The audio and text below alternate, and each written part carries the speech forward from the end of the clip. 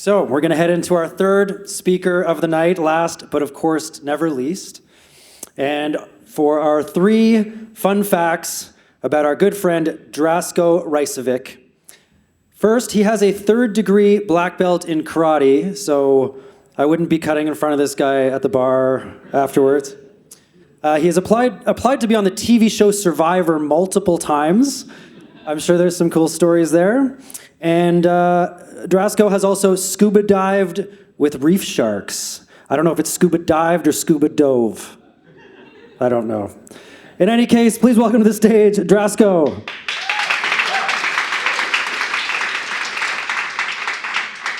All right, thank you very much. Okay, how's everybody doing today? Okay, we're still excited for the 3rd speakers. This is good news for me, so thank you. All right, so in order to understand my fuck up, I think it's very important to kind of go to the beginning. And in this instance, for really the first half of my life, like this represented how I did everything. And for anybody here who's, got immigrant parents or whatever, like checking off boxes is like the most important thing you could do. And I did this and I did this well. Like I checked off the school box, I checked off the marks box, I checked off the job box. And after I was done checking off all of those boxes, I concluded that the 9-to-5 life wasn't for me. And yeah, my parents totally loved that conclusion.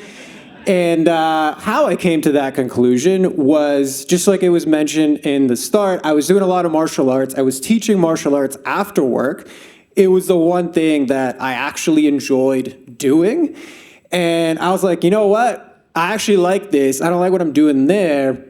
Why don't I try making money doing this thing that I actually enjoy? And surprise, surprise, people actually paid me to like teach them the things that I know. So I was like, all right, this is a sign. I'm going to quit my job and I'm just going to do this fitness thing.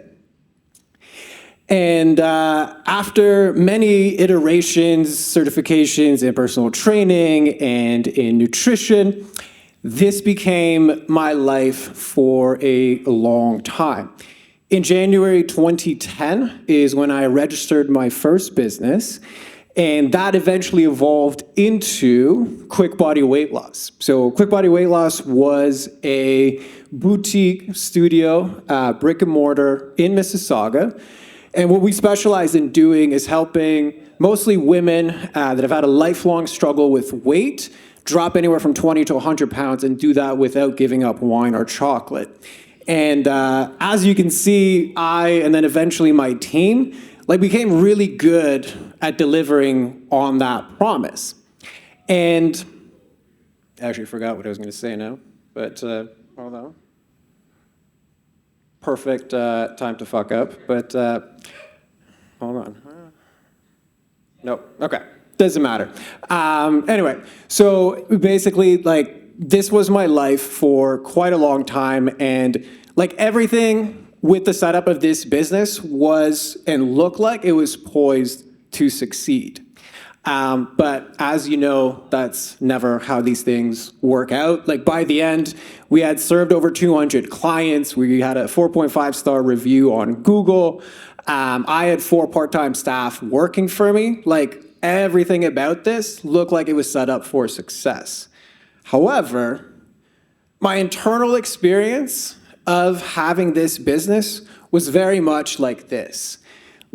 No matter what was happening in the business, I was always trying to search for and reach for all of the things that were originally promised, or so I thought, promised through entrepreneurship.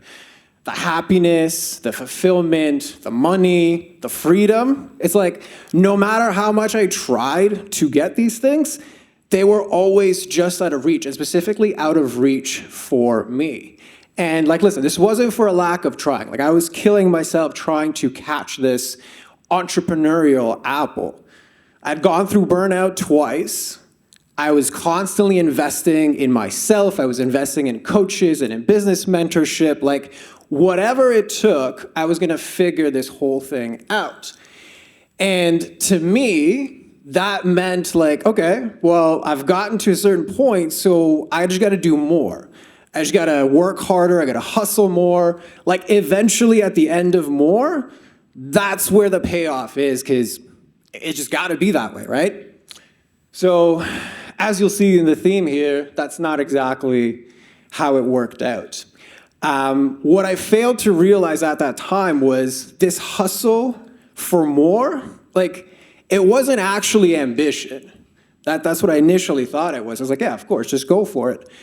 It was actually insecurity. And unbeknown to me at the time, I was just trying to outwork, I was trying to out-hustle, I was trying to out-revenue all of the underlying insecurity, unworthiness, shame that I ultimately didn't have the emotional maturity to recognize at the time.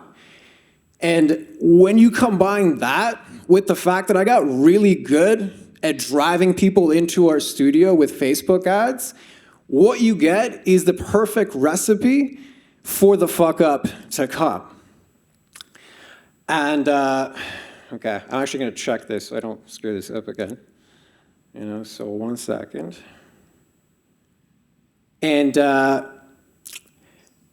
what I was really blind to and kind of what led to the fuck up was because I was so good at bringing people in and I got so in tune with like, what are the pain points of my target market? Like I went all in on like the direct response and the internet marketing stuff. What I was doing is I was bringing a lot of people in, but these people came in wanting relief from their pain from a lifelong struggle with weight. And they had the expectation that we're going to deliver that quickly. The reality was we were the exact opposite of that. And what made us successful was the complete opposite of that. We focused on long-term lifestyle change that was sustainable. And that mishmash between the marketing and the sales and what they came in expecting, and then how we actually delivered, created this vicious cycle of like, people come in, people come out, people come in, people come out. And in the short term, like if you recognize this isn't that big deal to like actually fix. But when you keep repeating this whole cycle, and when you're doing it out of this unconscious sense to like prove that I can actually be a successful entrepreneur, what you actually end up with is more like gambling than you do a growth or scaling strategy. And like I became the ultimate gambler. I was always chasing and thinking like, I'm just one funnel away from like all of my problems disappearing. So like any true gambler, I didn't know when to stop, and I didn't know what that even looked like until I hit rock bottom. And for me, rock bottom looked like not just losing money, like that was fine, but like maxing out every single possible thing I had access to max out. So at that point, like the gambler that hits rock bottom, this is where I had to take a step back and say, not only did I fuck up, I fucked up royally. And the only question that I actually had left to answer at that point was, do I dive deeper and go into more debt to try and keep this whole thing afloat? Or do I just call it quits? And literally 10 years to the month, January 2020 is when I decided I'm gonna close the doors down. And the irony is like, I can't even blame it on COVID because I was 2 months early, and realistically speaking, I'd be lying. Because the reality is like, this business had all of the things right to make it a runaway success, but it was my own emotional blind spots that totally fucked the whole thing up. And I had to live with that, not just with the close sign, but really, I now had to stew in what had just happened. And this opens up what became my Dark Night of the Soul segment. And it's like at this point, like not only did I not have any money, like I had very hefty 5-figure debt that I now had to start paying back.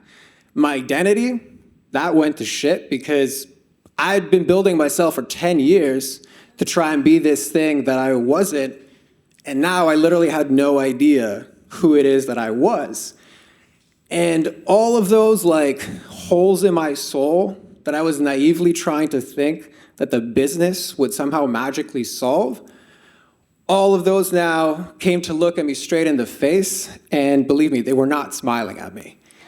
So it was at this time that I truly understood the sentiment of people oftentimes don't say they want to die or kill themselves because they want to die.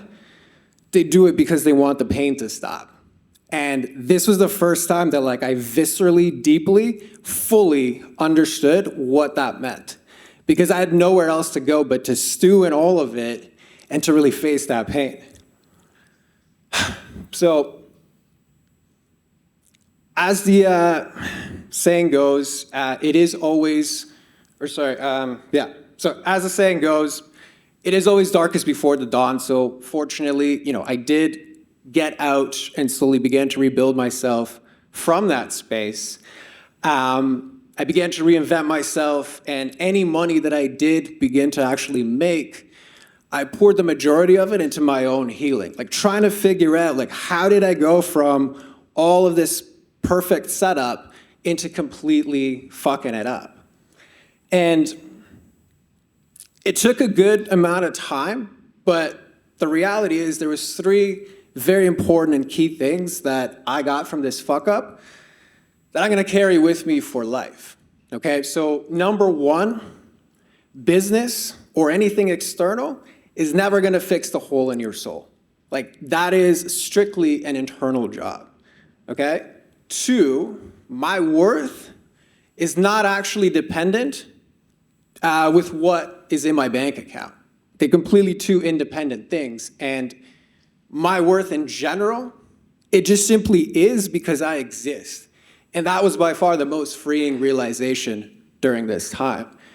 And then number 3, it's you cannot outwork or outthink an emotional problem, okay? That requires a completely different set of tools that I never really learned, nor did I ever have the opportunity to learn it growing up. It was something that I had to get as an adult. So despite the fact that like my fuck up was definitely one of the most devastating things I had gone through, it's actually still a very core part of who I am today. And that is why I wanted to just wrap up this talk and just really take a moment to thank my fuck up. Because you see, this picture was taken a few months ago.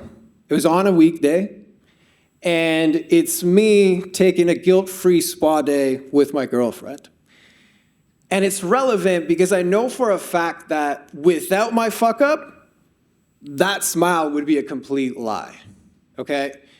It would be masking the guilt that I would feel taking time off.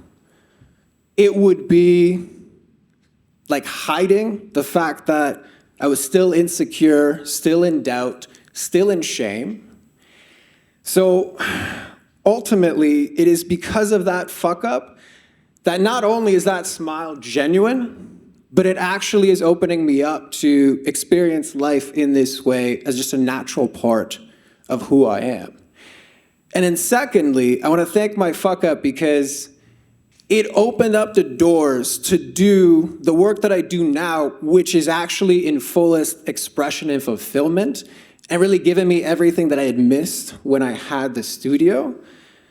And that is opening up my new company, which is UpLevel Mind, which is all about helping the overworked, the overstressed, the overwhelmed entrepreneur, not just avoid having to go through what I went through, but like to actually thrive in becoming a peacefully ambitious CEO by revealing, healing, and eliminating like all of the head trash that I totally missed on this empty success path that I chased.